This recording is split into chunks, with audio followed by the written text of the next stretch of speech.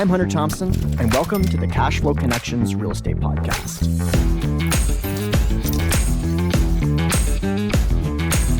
How's it going, everyone? Welcome back to the show. Today, we've got Manish Pushye, who is a Rockstar Capital Collective member. He has been owning and operating shopping centers for a long time. Also has done liquor stores, warehouses, flex space, shopping plazas, motels, you name it. He has done it all over the place. Has the deal under contract right now that's going to, we were just talking about offline, super exciting about. Manish, welcome to the program. Hey, Hunter, how are you? Doing well. When we got connected, it was actually originally at a dinner we hosted in Phoenix.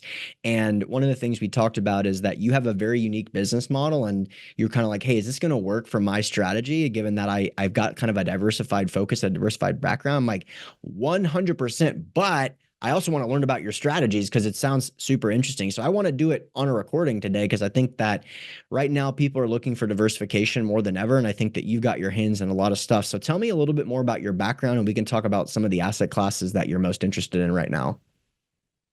Yeah, so Hunter, I own 6 liquor stores here in Valley. When I say Valley, I'm in Phoenix, Arizona. So, and all my businesses are in 30, 40-mile radius of where I live. And I don't go outside Arizona because there's so much to do. And Arizona is so hot when it comes to real estate and the business. We are getting population growth. We are getting all kind of activities going on right now. So when people say why you are just doing Arizona, they should come and check it out. Arizona is hot. It's a place to be at this point. And I own, where I am right now, it's a flex warehouse space. And the funny thing is I knew nothing about any of this real estate. I was doing single family residences for a very long time. But then I realized the kind of time investment and effort it requires on single family is the same as commercial, but the returns are lucrative. So that's when I purchased my first warehouse here in this plaza, I own this whole plaza and I have rented, there are like 8 warehouse spaces. So the 6 I have rented it out and I'm getting good, rental income. The other 2 I kept with me. One is my office, one is my storage. And it's in Phoenix. And the funny thing is I bought this in 2014 for around 750K, the whole plaza. And right now it's like 3.5, 4 mil.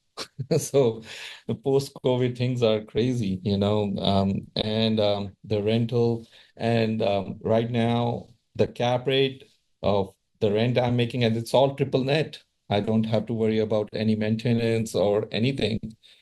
And the cap rate is around 14-15%, which is Wow. like you will Triple not net is insane. find. Yeah, triple net is insane. So, and that's the same thing with shopping plaza that I own in Avondale, Arizona. The triple net is crazy. I'm getting $21,000 rent, monthly rent. And the funny thing is I bought that for 2.6 mil. So you do the math, it's crazy. Did you use Yeah. leverage on that? So, yeah, so now the bank was my tenant, Chase Bank. I let them go. I'm replacing it with my own liquor store. Okay. So I'm doing renovations and all that.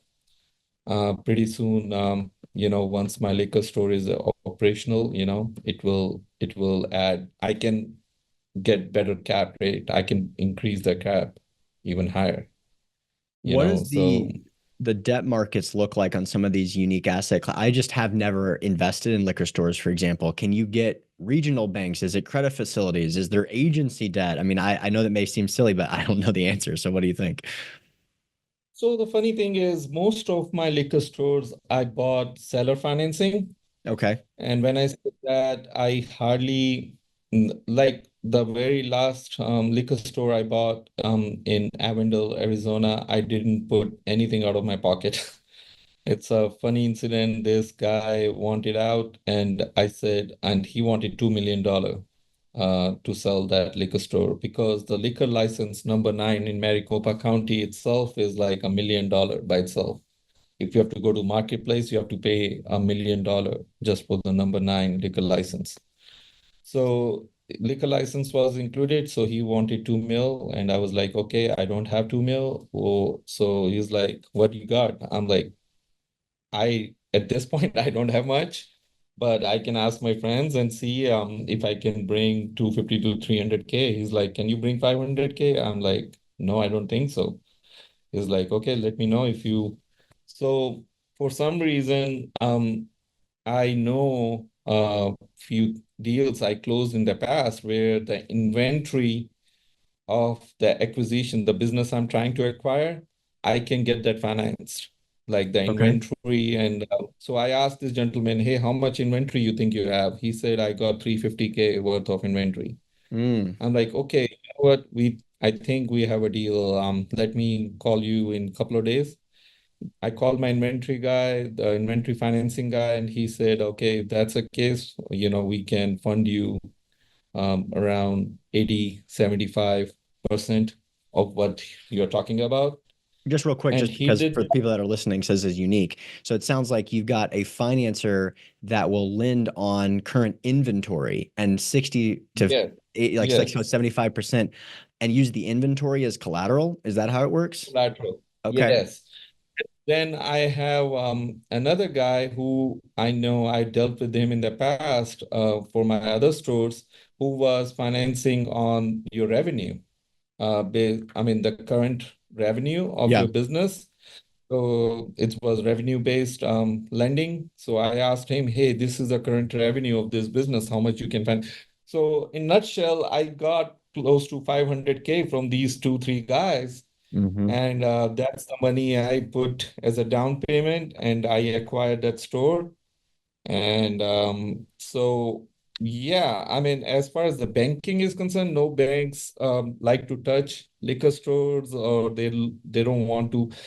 Uh, SBA, sometimes they do that, but I have not seen much businesses getting closed with the banking assistance, or some kind of bank lending. No, I have not. I mean, either you have to do some kind, and the rest of 1.5K, 1.5 mil was financed by him. So I'm Yep. making still payments to him. And the good thing is, after paying those lenders and this seller, I'm still netting 20 grand on this store. So a month, which is Infinite not that return on bad. $0 in. Pretty dope. Zero Um, dollars in. Yeah. I guess the question, though, of course, is what happens when you go to sell it? Because obviously, you don't want to hold a note on a property. Like if you go to sell a property for $2 million or $3 million, this buyer probably is going to not be able to finance it through you. Or do you sell deals through seller financing where you are the seller? Yeah, yeah. So in that case, it will still be a seller carry, but my numbers will increase. My numbers will go high, right? I'll ask instead of 2 mil, I'll ask for 3 or whatever is the Mhm. market at that point, you know.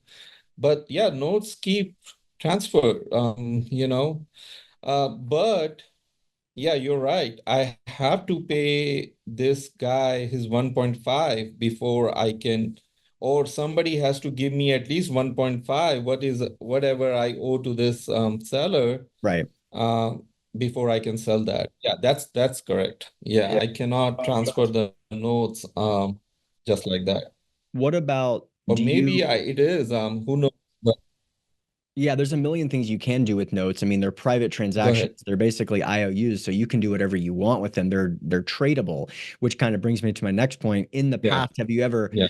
done a seller finance deal and then sold the note? So for this example, let's say you buy a property for 2 million, you borrow 1.5, you put $500,000 down, then you add significant value, sell the property for 4 million, take half a million dollars down, sell the property. However, and then you've got this IOU for 3.5 million, you could actually sell that $3.5 million note, that IOU, to someone else for, let's say, 3.3 million. cash in hand, and then Yes. they collect the monthly Yes. payments.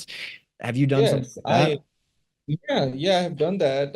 In Riverside, California, I used to own a plastic manufacturing company. In 2010, that's the time I sold that company. So that company I sold for 6 mil, and I was paid 1 million, and the rest I carried. And I sold that note in the remaining 5 million balance for some 4.5, 4.25, something like that. It was Hmm. quite a loss, but I wanted cash. So yeah, I've done that once, more than once. Yeah. Interesting.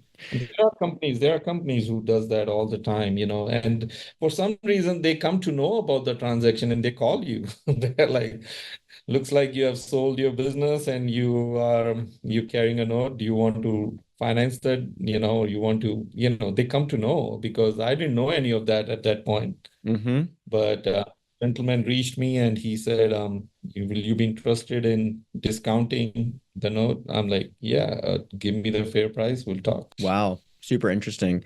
What are you seeing right now in terms of opportunities that you're excited about? Like, what are you seeing in the space that's interesting, especially going on with what's happening in the economy and interest rates? What's something that you would see and say, okay, we got to take a look at this. Let's go and visit the property. And for you, it's only a 30-minute drive at max, but what would you have to see to make that happen? So this is a very interesting period. I mean, the banks are tight, the money is tight. We all know that, right? I mean, and it's an election year on top of that.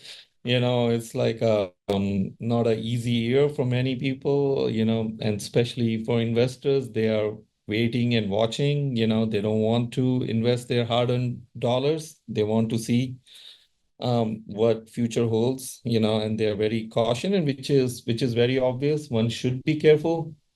But my thing is, this is the best time to do investments because there is a lot of opportunity out there and the economy is still booming. The job market is still strong, So as long as job market is okay, I don't think there should be any worry.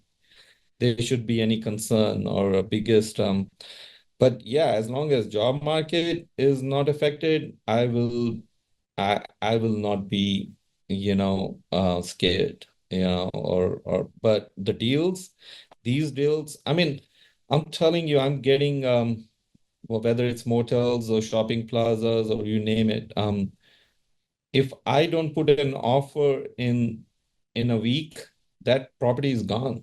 There are buyers. I mean, and there are a ton of buyers ready to put an offer, and they are getting their asking price. So I'm surprised. Asking price in today's time when the money is so tight, it's- it says a lot, right? I mean, the market is in upswing and it's a good time to buy.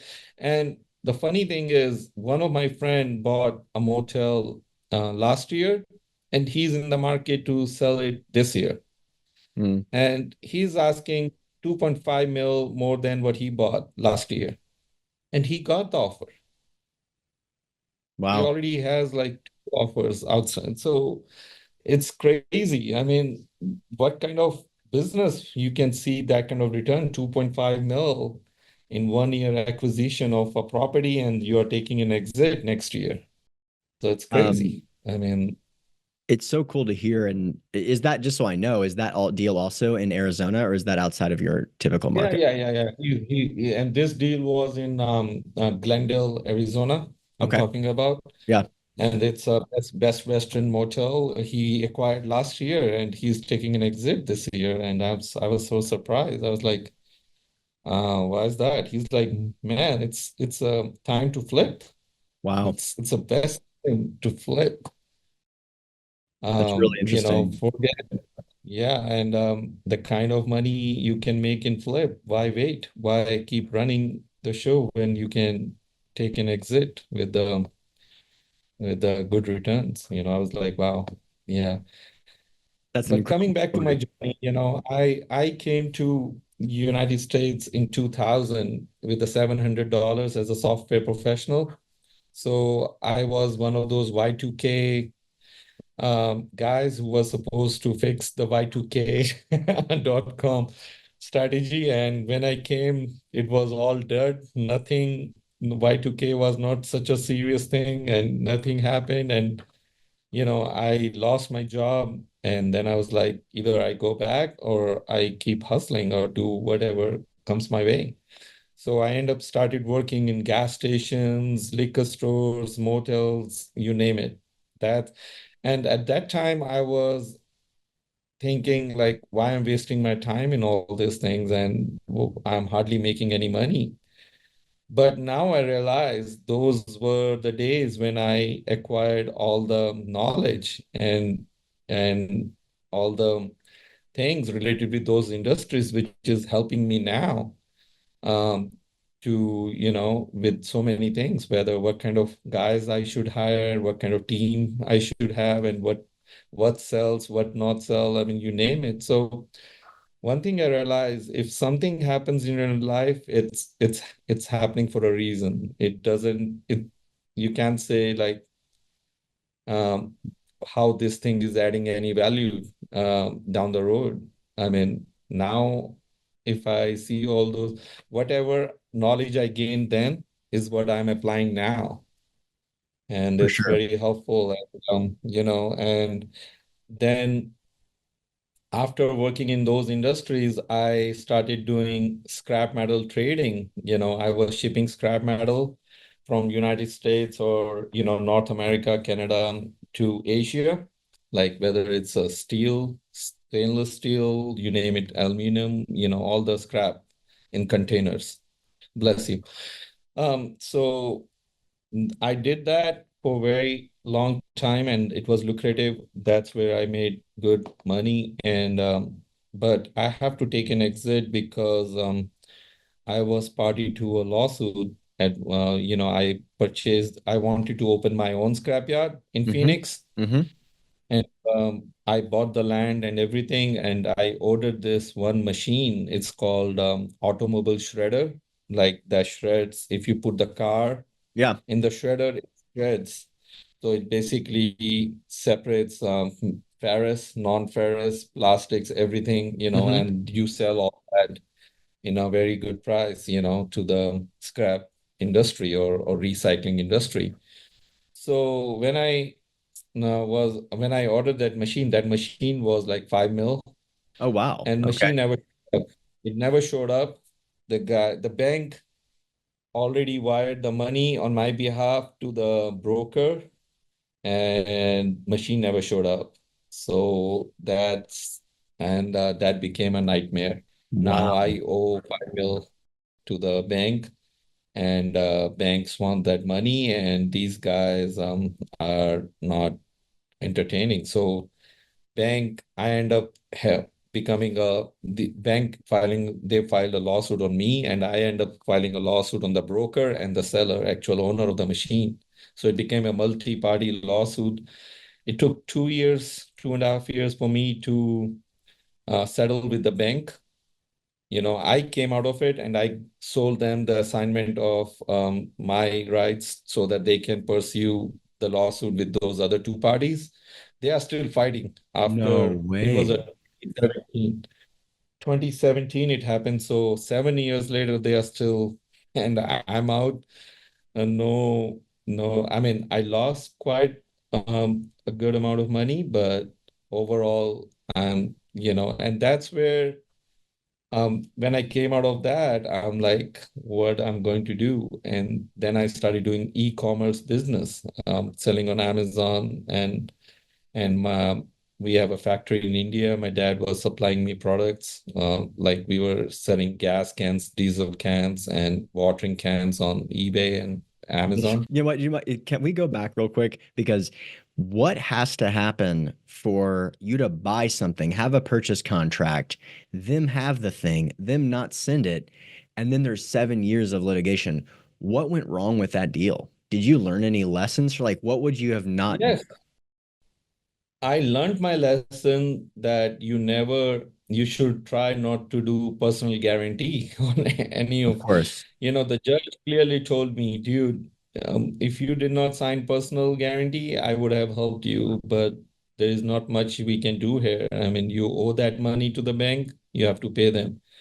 But $5 million deal, can you believe me and bank, well, we settled it for 350K. Mm. So plus attorney fees. Yeah. So overall, I end up paying 500K out of my pocket, but still, it was quite a hassle. But what even happened? What was the seller's point? So the broker and seller, they had an issue. I They see. The ego was a big thing, man. The seller said one price, the broker, they had a miscommunication. He said, no, you gave me this price. Broker said, no, this was the price. He's like, okay, I'm not going to sell it to you. Thank you. And now this broker just got greedy. He took my money and he sent whatever. So it was crap.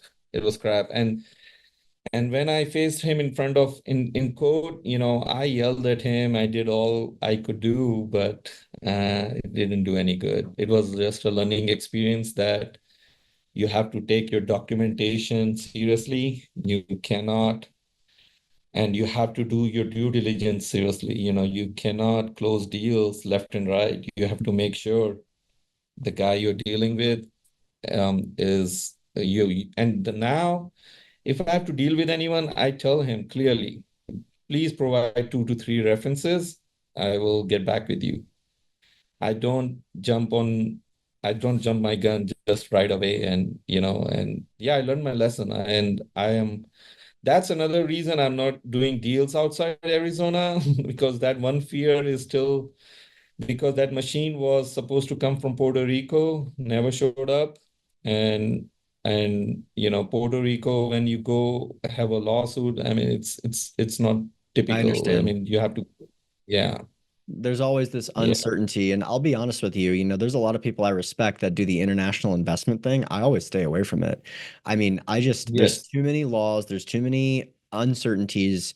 There's a lot we take for granted in the United States. And I understand Puerto Rico is in this kind of like gray area or whatever. But the point is, the moment I see something that's like, oh, this coffee farm in Belize. I'm like, not going to do it because I don't know the legal structure there. I don't know the attorneys there. It's too far outside of my skill set to handle. There's too many unknowns. It's not that I can just go and underwrite the coffee farm. I have to underwrite the entire legal structure that I'm not familiar with. And there may be nuances that make the difference between me getting paid and not getting paid, or me getting the title, for example, and me not getting the title.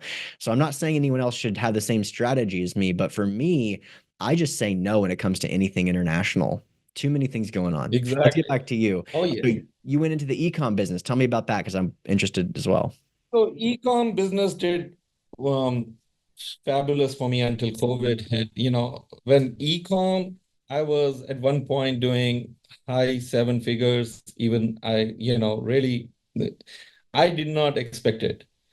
I was like, I started selling on eBay, a few dollars here and there. And then I was like, the moment I entered Amazon, and now TikTok is there, but at that time it was not the case. But Amazon itself, I was doing high seven figures, selling gas cans, diesel cans, watering cans, and their nozzles, their spouts, you name it. And my dad was making them in India, and we were selling it online.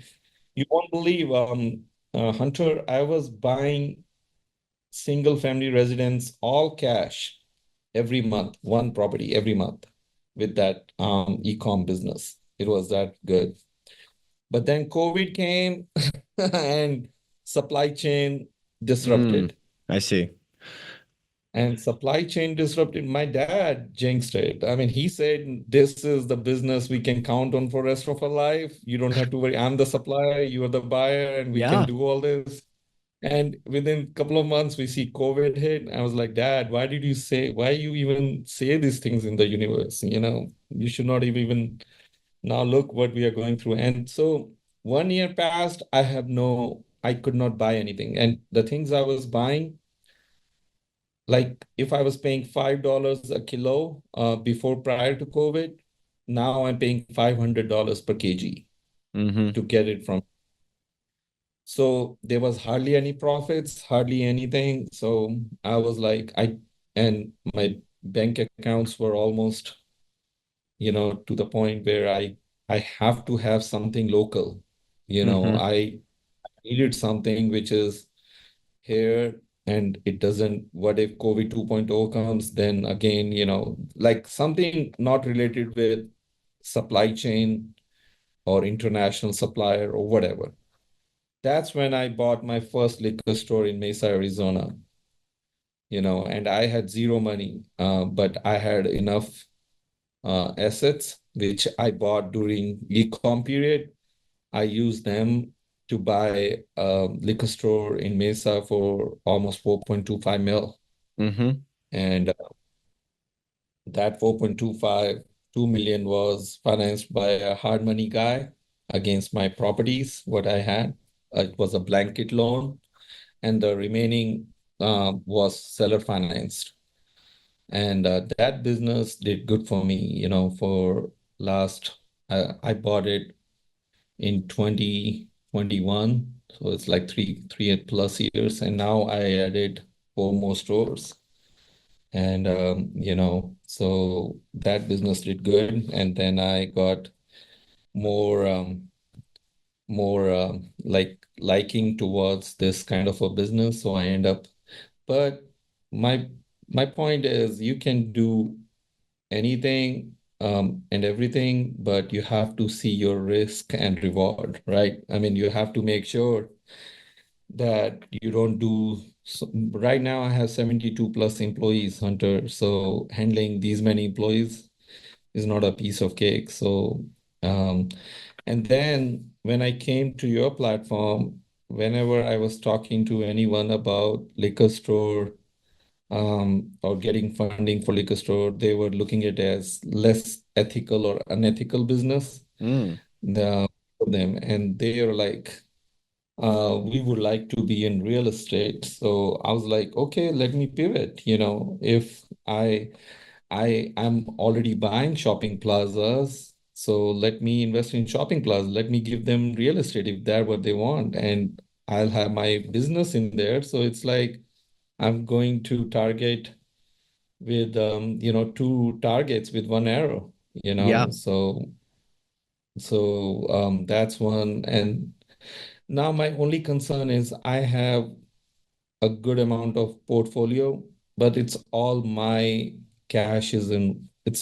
investment is in there, right? So that's my concern. I want to refi this either through a fund which I have already created. It's a 506c Reg D, Okay. as you mentioned, we should be doing. So it's already in there. PPM is ready. We have pitch deck ready.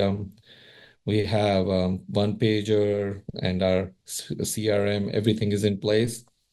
Now we just are making VSL videos to bring the traffic, and that's where we at right now. Love that. How can people learn more about that? So they can go to our website. It's awesomeroi.us. And they will find tons of information there, or they can LinkedIn me, Manish Pushye, and they can connect me there. Yeah, I'm on Facebook. I got 5,000 uh, friends, and you can't have more than that. So, and they are mostly real estate based. So now I was telling my manager, Eric, hey, we are about to start promoting our deals, so I'm ready with Facebook. Just give me what you got, and I think we'll get tremendous response from Facebook since 5,000 real estate based friends are active. Yeah, so we're keeping our fingers crossed. It's gonna be good. Love to hear it. Well, we will link to that in the show notes page. Manish, it's been awesome to see you grow, man. I'm so happy to hear that you're doing so well right now, and especially given the unique niches that you're in. I know you're going to keep crushing it. And with all the cycles you've been through, all the changes, all the challenges, interest rates, liquor stores, bad employees, good partnerships, bad partnerships, the $5 million lawsuit, it's a great story. And I know you're just getting started, man. So we'll continue to check in with you over the next couple of years, man. Keep us posted. You're the man. We'll link to that stuff in the show notes page. Thanks again, Manish. Manish. I'll see you in San Diego. Take care, okay? All right, that's cool. I'll see you soon.